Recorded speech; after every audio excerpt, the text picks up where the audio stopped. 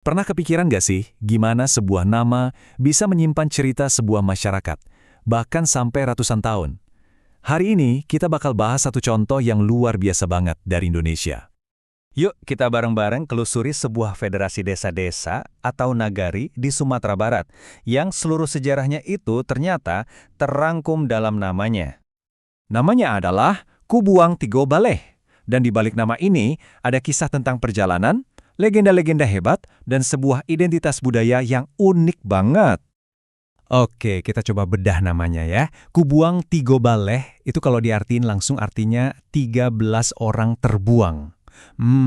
Siapa mereka dan kenapa mereka disebut terbuang? Nah, ini dia yang mau kita cari tahu.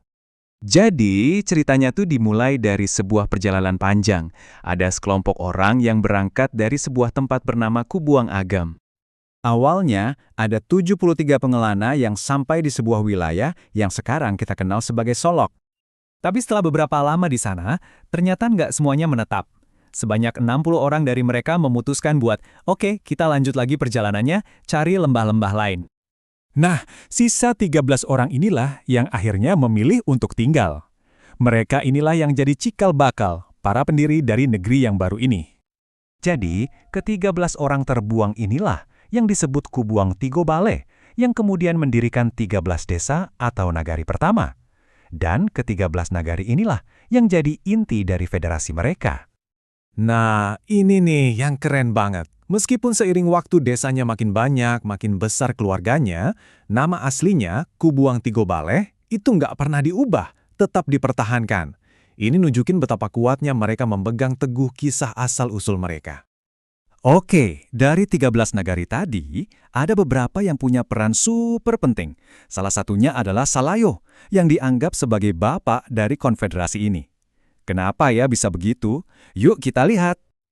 Status legendaris Salayo ini nggak bisa dilepaskan dari sosok yang sangat dihormati, yaitu Datuak Parpatih Nan Sabatang.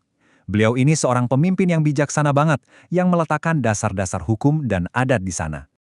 Nah, ceritanya jadi seru waktu Datuak Parpatih wafat. Masyarakat tetangga dari Silungkang ternyata pengen mengambil jenazah beliau untuk dimakamkan di tempat mereka.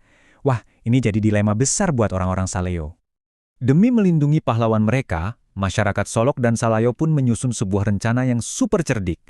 Rencana ini nunjukin banget peran mereka masing-masing. Solok dengan akalnya, dan Salayo dengan budi pekertinya.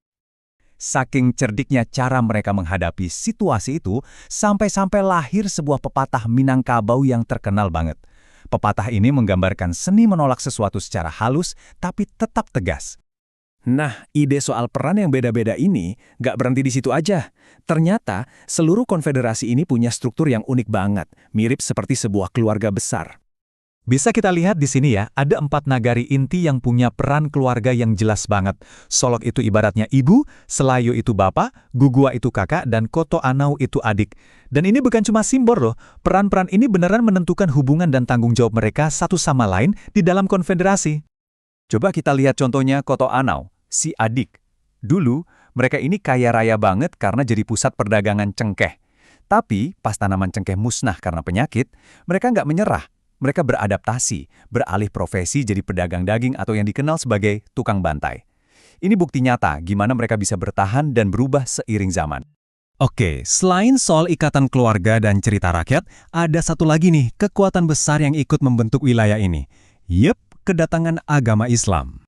Penyebaran Islam di Kubuang Tigo Baleh ini erat banget kaitannya sama sosok legendaris Syekh Imam Marajo. Beliau ini pulang ke kampung halamannya di Gaung sekitar tahun 1531 dan dari sanalah dakwah dimulai. Kisah hidup beliau ini, wah, luar biasa. Konon usianya mencapai 200 tahun. Dan selama masa hidupnya yang sangat panjang itu, beliau berhasil mengubah total lanskap spiritual di seluruh wilayah Kubuang Tigo Baleh. Dan ceritanya pun penuh dengan mujizat yang luar biasa. Mulai dari terbang ke Mekah pakai sajadah, mengalahkan harimau cuma pakai tongkat, sampai memunculkan mata air. Cerita-cerita ini terus diulang turun-temurun sampai sekarang, sebagai bukti kekuatan iman. Oke, setelah kita dengar semua kisah ini, mulai dari para perantau, akal cerdik, sampai mukjizat, pertanyaannya sekarang adalah, apa sih artinya semua ini buat masyarakat di sana hari ini? Jadi, intinya begini. Kubuang Tigo Baleh itu bukan cuma sekedar nama tempat atau catatan sejarah yang ada di buku.